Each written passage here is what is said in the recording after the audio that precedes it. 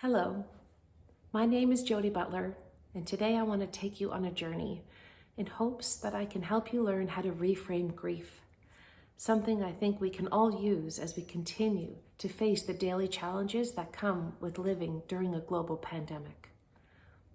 This journey starts in September of 2015. I'm on safari in South Africa, galloping across the savannah.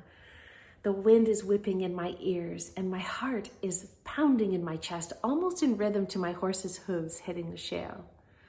Ahead of me, I can see my mom, and her blonde ponytail is flying in the wind, and she hurdles through a tricky turn as only a seasoned rider can.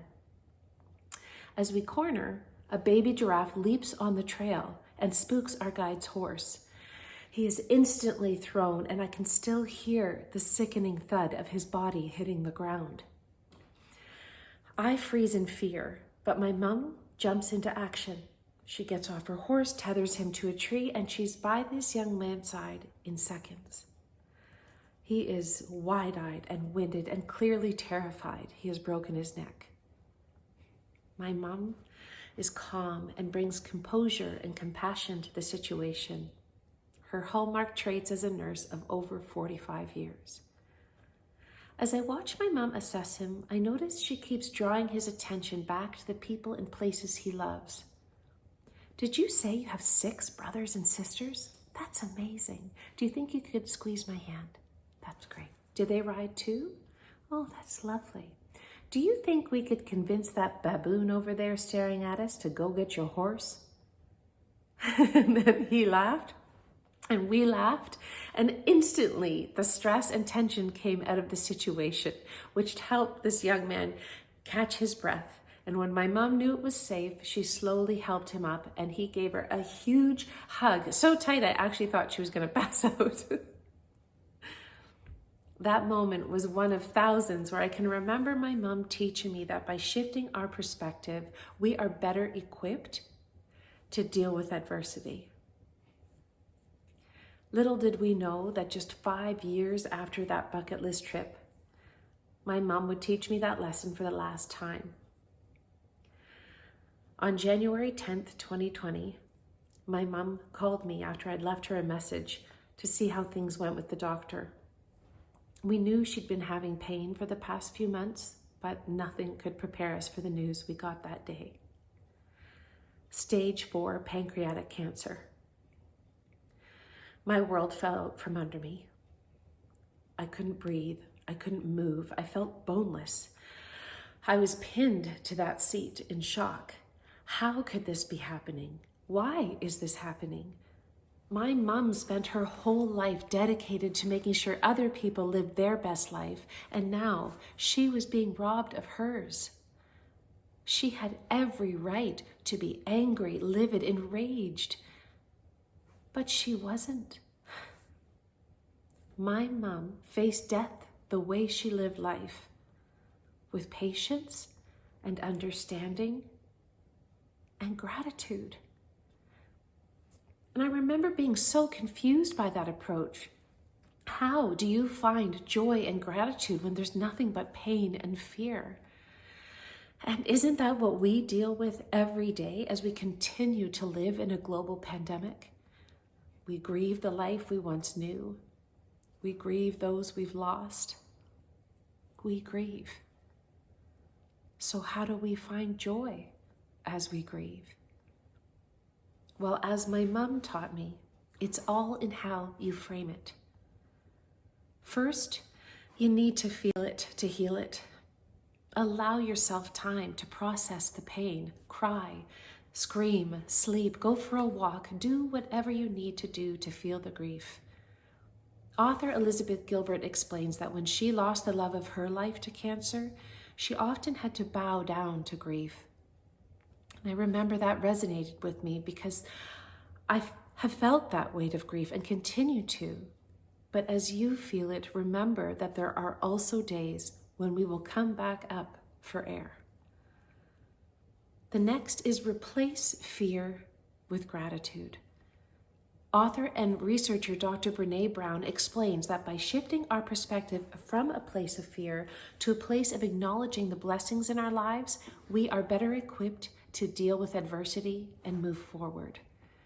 This was my mom's mantra and the reason she lived an extraordinary life. And this next one is a hard one, but accept you are forever changed. Grief changes us. It breaks us down. But as I learn every day, it can also build us back up again.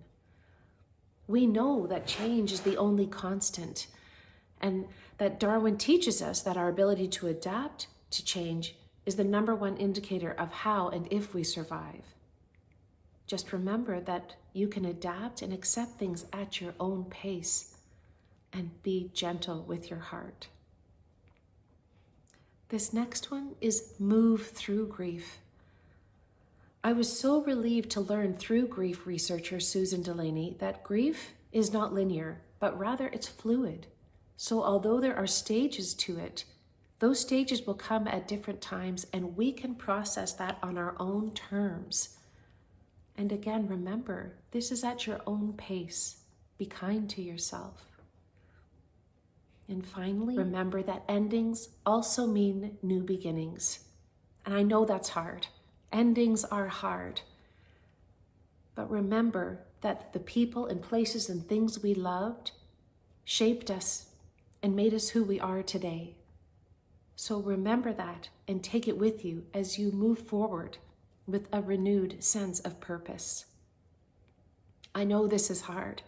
Life is hard and grief is gross. So how do we find joy when we are afraid and grieving? Well, once again, my mom taught me how, and I want to share that with you in hopes it will help you too. On Mother's Day 2020, the doctors told us my mom only had a few days left to live. We were devastated, and I was terrified. I was so afraid she would feel pain. I was afraid I wouldn't know what to do in the moment, and I was really afraid to live in a world without her in it. So I did what I always did when I didn't know what to do, and I asked my mom for advice. And what she told me that day changed me forever. I said, Mom, I'm not ready to say goodbye. I don't want to let go. It's too soon, and I love you too much. Then she took my hand and she said, Kiddo, we don't have to say goodbye. We can say thank you. Thank you for a beautiful life full of love and joy and endless laughter. Thank you for the unbreakable bond we share as mother and daughter, something that you will now carry on with your own children. She went on to say, I've lived an incredible life. I worked hard, I played hard, and I loved wholeheartedly. She said, now it's your turn. Go out in the world and remind people they are not alone. And look for the beauty in everything and everyone. And then she giggled and she said, do you remember that baby giraffe that stopped us in our tracks in South Africa? And I remember being so confused by that question in that moment. And I wiped away my tears and I said, yes. And she said, why do you think she did that? I said, I don't know. Maybe she was scared.